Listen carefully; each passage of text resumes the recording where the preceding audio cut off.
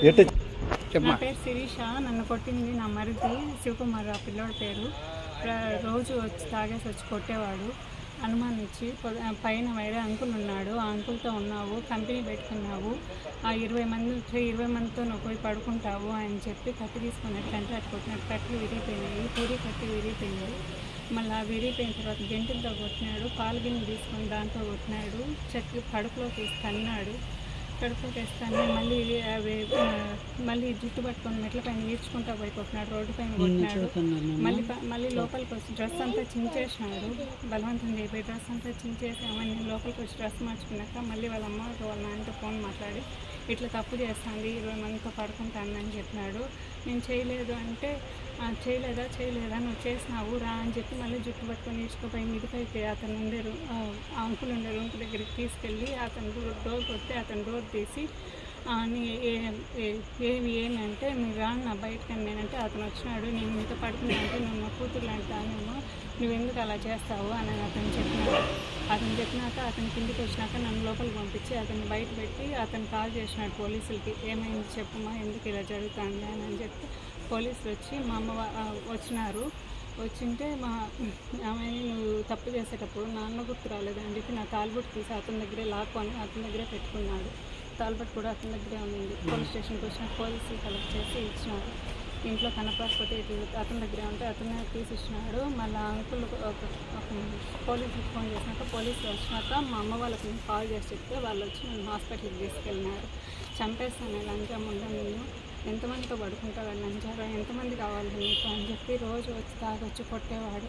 నేను పడుకోలేదని చెప్పినా కూడా నువ్వు పడుకున్నావు, నువ్వు తప్పు చేసినావు, వాటితో పడుకున్నావు, వీటితో పడుకున్నావు అని నేను మా భర్తకు కూడా చెప్పుకోలేకపోయినాను ఏ విషయాలు. నా ఫోన్ నా మొహానికి వేసి పగలగొట్టినాడు. ఆ ఫోన్ జస్ట్ అటెంప్ట్కి మాత్రమే ఉంది, నేను తిరిగి కాల్ చేసేదానికి కూడా లేదు.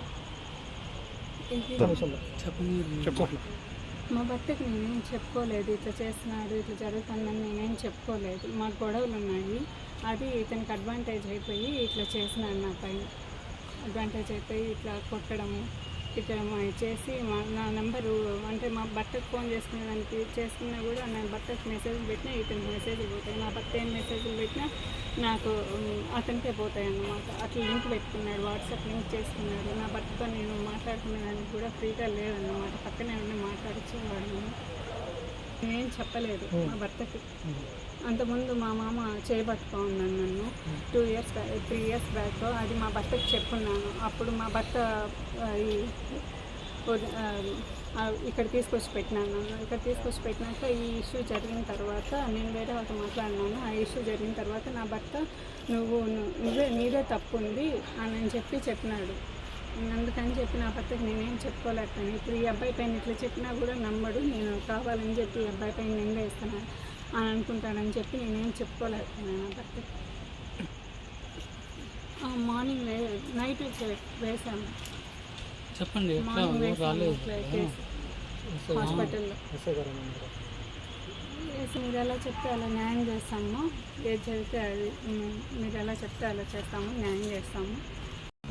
మేము లవ్ మ్యారేజ్ చేసుకున్నాము. ఆ అబ్బాయిని మా ఇంట్లో రాకముందు నుంచి అబ్బాయి ఇంట్లోనే ఉన్నాడు. ఇంకా ఇట్లా జరిగిన తర్వాత నేను మాట్లాడిన తర్వాత మా ఆయన అబ్బాయి ఇక్కడ పెట్టినాడు కాపులాగా.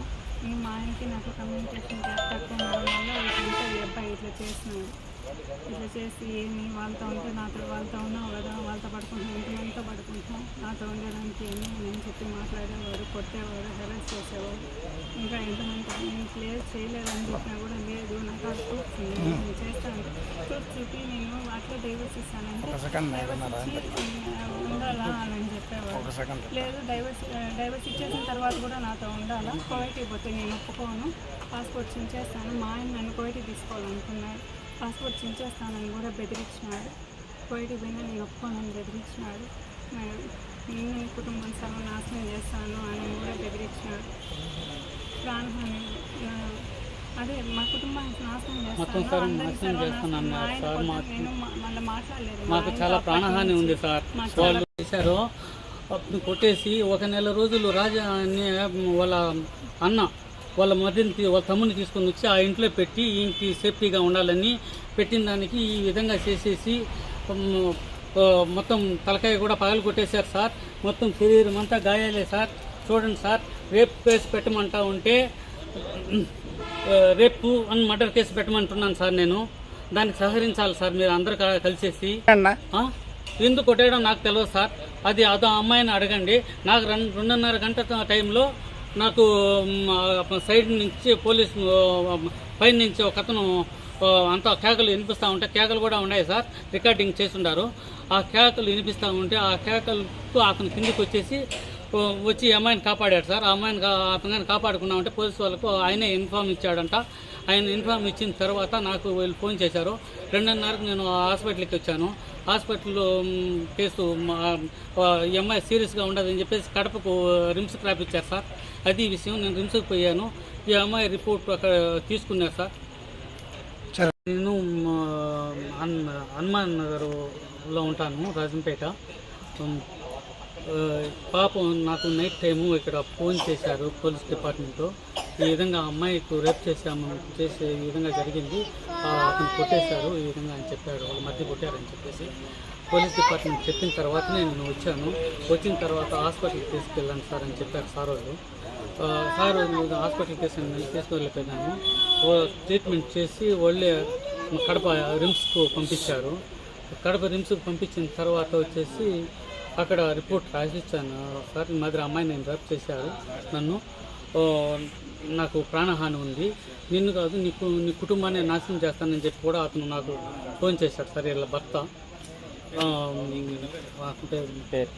రాజా, అతను శిరీష భర్త రాజా, నీ కుటుంబాన్ని సర్వనాశనం చేస్తానని చెప్పేసి చెప్పాడు.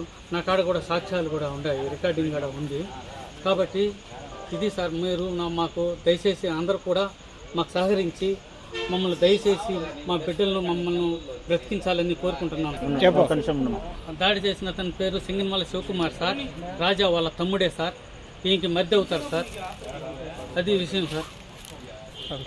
కడప జిల్లాలోని మరిన్ని వార్తా విశేషాల అప్డేట్స్ కోసం మా SCN న్యూస్ ఛానల్ను తప్పకుండా చూడండి.